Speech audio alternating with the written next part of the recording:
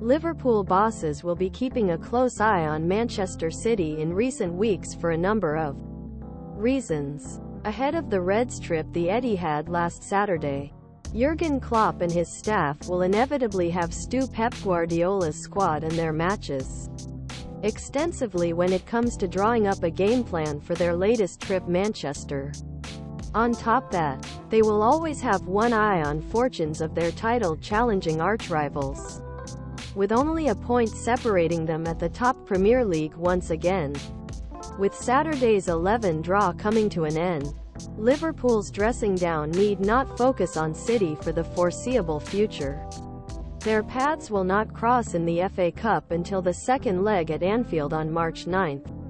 After all, the constant message from the Reds team under Jurgen Klopp has been we're just focusing on ourselves and our next game. Although the German team's own memories of their Champions League and Premier League wins paint a slightly different picture. Read Cody Gakpo must get used to Jurgen Klopp's unexpected Liverpool decision against Man City READ Alisson could miss Liverpool games due to Jurgen Klopp's injury update regardless.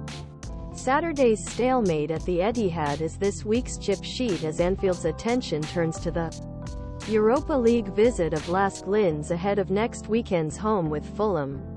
But while Klopp and his players look ahead, some of his squad's attention may still be focused on the Etihad. Liverpool loanee Fabio Carvalho followed in his parent club's footsteps by travelling to Man City on Tuesday night, and while the Reds continue to monitor his progress for RB Leipzig, he has been robbed of what could have been a famous winner.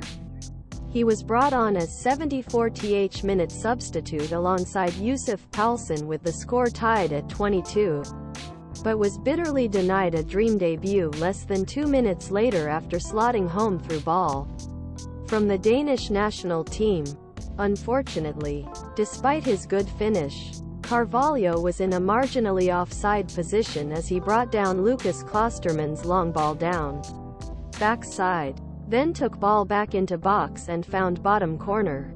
Coincidentally, if such a goal had not been disallowed, Liverpool loanee could have maintained his 100 scoring record at Etihad, having scored in his previous appearances at ground for both Fulham and Reds.